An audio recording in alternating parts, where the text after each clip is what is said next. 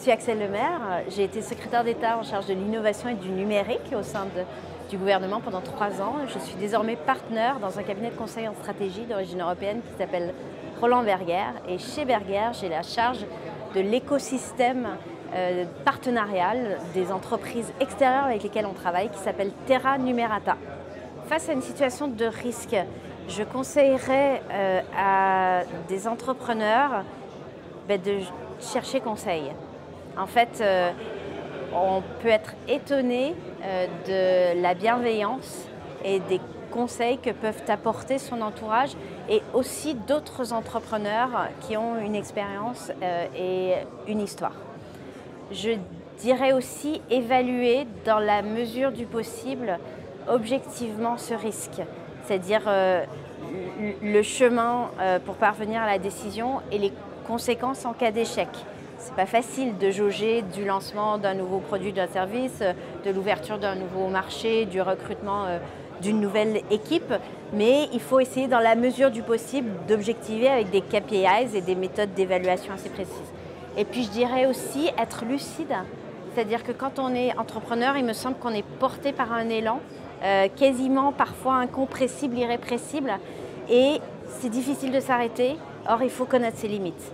Le bon montagnard, quand il sait que les conditions climatiques sont en train de changer, de tourner, et que c'est trop risqué d'aller au sommet, il va rebrousser chemin, et je pense qu'il faut savoir rebrousser chemin. L'échec, c'est quoi? Déjà, je pense que c'est une notion qui varie énormément en fonction des cultures, des langues, des zones géographiques. Échec, émat en arabe, ça veut dire le roi est mort, en tout cas c'est ce que j'ai lu, et en persan ça voudrait dire le roi est étonné. Dans le premier cas, il y a une notion de finitude, de limite, de terminaison. Dans le second, il y a un espoir nouveau et un futur possible. Donc j'ai tendance à vouloir considérer l'échec comme la seconde définition.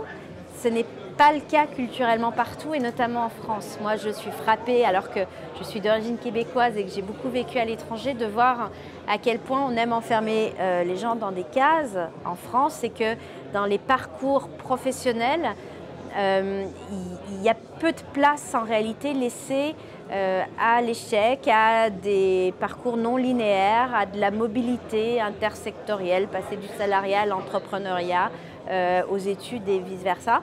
Et donc je trouve qu'aujourd'hui, dans un temps d'incertitude, dans un temps où la nécessité de se former en continu se fait de plus en plus pressante, il faudrait, en même temps qu'on encourage la prise de risque, en assumer culturellement les conséquences, c'est-à-dire appréhender l'échec et l'accepter au plan collectif beaucoup plus que ce n'est le cas aujourd'hui.